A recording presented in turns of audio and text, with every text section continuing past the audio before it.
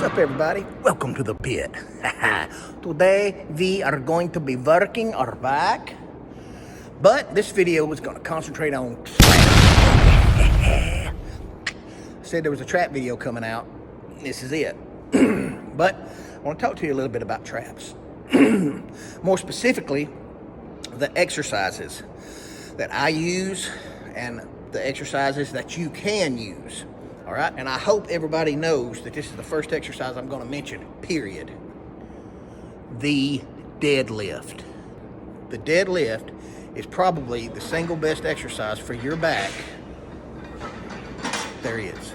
All right, yes, they're squats, and like I said in every video, man, they're just like back and forth, back and forth. Oh, yeah. But on the deadlift, and I'm going to cut in some footage, the deadlift by its very nature is working your traps.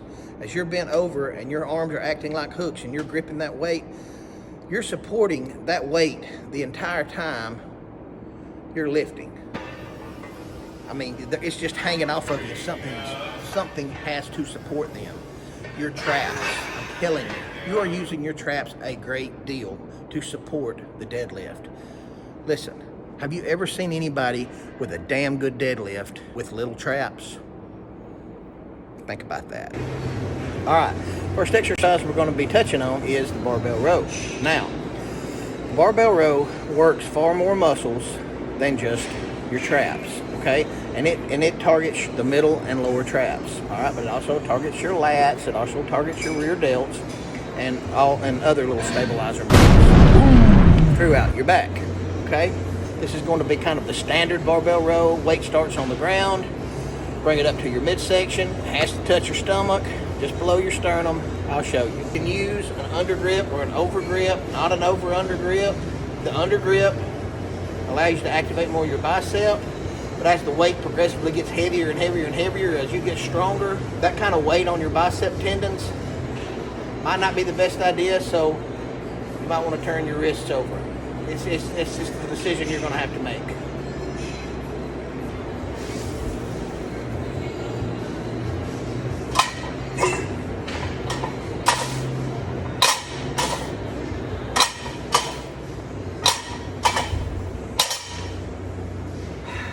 So on and so forth. All right, we're going to do undergrip.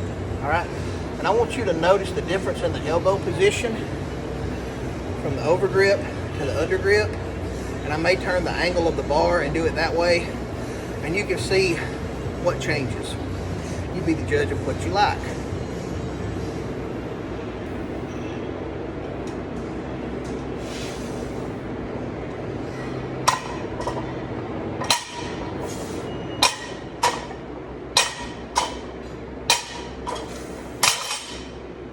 Now we'll change angles. Set up just like a deadlift. Pretty much identical.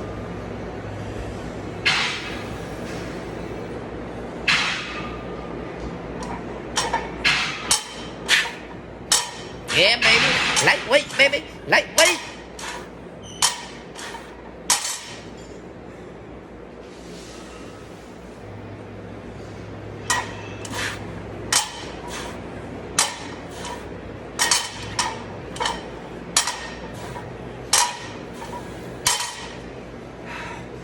See if you can tell any difference in the angle of the arms. All right, again, this is my personal go-to, the cable row. It saves some of your lower back because mine stays fatigued from squats and deadlifts. So if you're the same, then cable row's probably gonna be your friend. And you can push them just as damn hard as you want to. Damn hard! There's nothing fancy about cable rows. It's just good old-fashioned work, but it's damn effective for strengthening your back. And again, these are going to work the middle of your traps and the lower portion of your traps.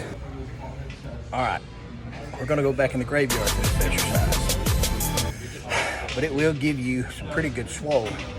The upright row. Hardly anybody does it anymore because they're afraid of shoulder impingement. This exercise may work for you. It'll also target your lateral heads in your delt and your rear delts, as well as your upper traps. So let me walk you through it at least. At least you'll have this option. You should not get shoulder impingement from this exercise if you do not bring your shoulders up too high. Why would you?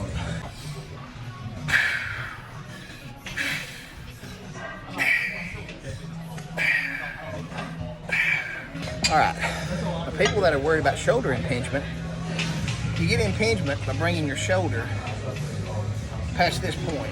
You start going up in here, you can start creating impingement, all right? With that exercise, it's important to stop about right here, okay? It's gonna be a little different for everybody, but you'll feel it, all right? Don't go past it, and you'll be fine. You understand what I'm saying? If something hurts, I'm not talking about if it's uncomfortable, because strength training in general is uncomfortable. That's the nature of the beast. But you know what I'm talking about. Use your noodle. I'll give you an example. If you were doing this exercise right here, you'd stop right here, wouldn't you?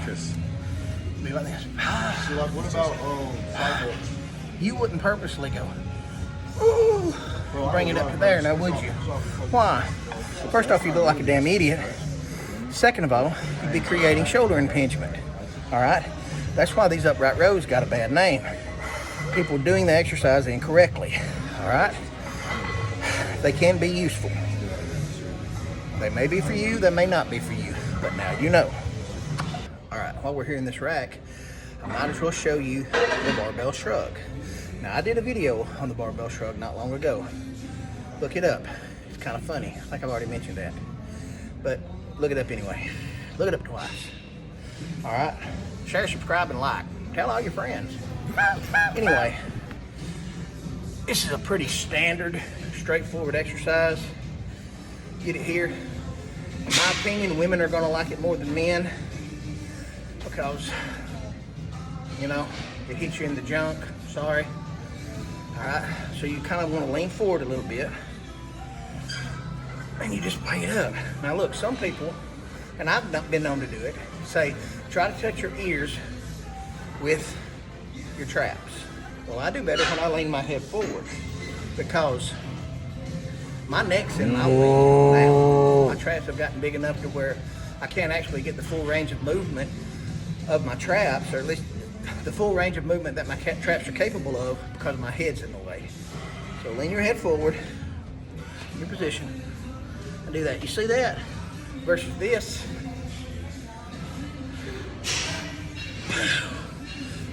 Way more comfortable. As a matter of fact, I've been trying this, and I had a tendency to get headaches. When I do it this way, I don't get any headaches. Now obviously this targets the upper traps, but not only does it target your upper traps, when the weight gets heavy enough, it challenges your grip strength, your forearms, anything that you have to stabilize it with, all right? Just like a rack pull, just like a deadlift, all right? You're not gonna be using that kind of weight when you do these shrugs, but the beauty of a shrug is you can use quite a bit of weight, okay? And it's not as awkward as dumbbells. I love dumbbells for shrugs, and we're gonna move on, and I'm gonna talk about that after I touch on this one other machine. But the dumbbells can be awkward, especially when they start getting heavy enough to start doing real shrugs with. I feel like I'm actually going to hurt myself more getting 120, 130 pound dumbbells off the bottom rack, rolling them out there, and just getting them in a position to do a shrug with, more than I feel like I would ever get injured with the actual exercise. It's kind of odd, but it is something to think about. Okay, onward. All right, on to this little beauty of a machine. I like this thing. I actually prefer to do my shrugs in a trap bar or in this little booger. Now, you can do mock deadlifts in here, and the bars actually go down at an angle to accommodate different shoulder widths and grips and all that kind of stuff, and it's not bad. It's not bad. But I like it because it's easy to load. You can load up a hell of a lot of weight, and you can really concentrate on your traps. I mean, pretty much the only thing you're working is your traps, your forearms, and your grip. Okay? You don't have to worry about stabilizing the weight so much. It's in a machine. It's going to do it for you. Usually in a machine, you can lift way more than you normally can. Like in a bench press machine where you just load plates on, I mean, you can press a couple extra plates versus just a standard straight bar. Same principle here. I like to come in, find my grip, get here, dip my head, we'll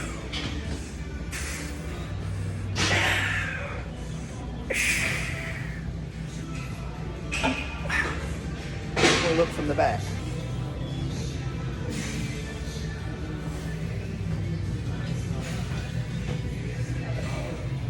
If you're fortunate enough to have a machine like this in the gym, take advantage of it, okay? All right, for the final exercise, we're gonna be doing dumbbell shrugs, all right? Probably my second favorite trap exercise. I just get them out, set them down in front of me like I was going to do a dumbbell deadlift, just like that. Nothing fancy about this. All right, get set.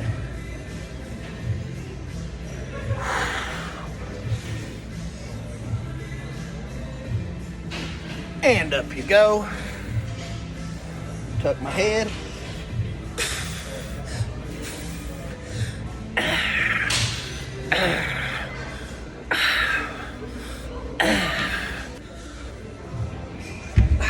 Usually, on any accessory exercise, I'm going to do 3 sets of 10. You do whatever you want. You can do 4 sets of 10. You can do 5 sets of 10. You can do 6 sets of 10. But before you start doing all that, I want to ask you if 4 sets of 10 are better than 3 sets of 10. Why is it 5 sets of 10 or 12 better than 4 sets of 10 or 12? And if 5 sets of 10 are better, well, surely 6 sets are better, so on and so forth. How much is enough? What are you trying to do? Okay? You're trying to tear your muscles down, and you're trying to send a signal to your central nervous system that it needs to grow. Okay? You do one of those through heavy repetition. Okay? Yes, you can accomplish that with 4 sets of 10. All right, but you can also accomplish that with 3 sets of 10. The weight's just going to be a little heavier by nature. You're doing less reps, okay? So it has to be heavier in order for you to achieve similar results, okay? You can even achieve this with 2 sets of 10 or 1 set of 10, but the weight has to get progressively heavier, okay? I like 3 sets of 10 for my accessory exercises. It works for me. It's worked for decades. Remember this. Weight repetitions are not money, okay?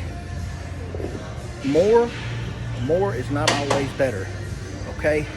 The value of the rep is what's important. The intensity of the rep is what's important. Remember that study I talked about in one of my other videos? Got a group of guys here, group of guys here. Work these guys with light weight, a lot of reps. Work these guys with heavy weight, low reps. What happened? Both groups' muscles grew pretty much the same, except the group that worked with the heavier weights got stronger.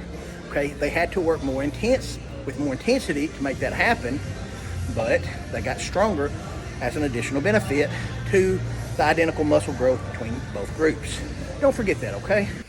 All right, folks, this trap video is done, all right? And I hope these exercises that I touched on today give you a little better idea of what exercises you might want to incorporate into your program, all right? I thank you guys for tuning in. Remember, like, subscribe, share it with your friends. This is a young channel. It's got a lot of potential, you know? We could take it in a lot of different directions. I rely on your comments, and I appreciate your comments, okay? I'm gonna leave you with this point.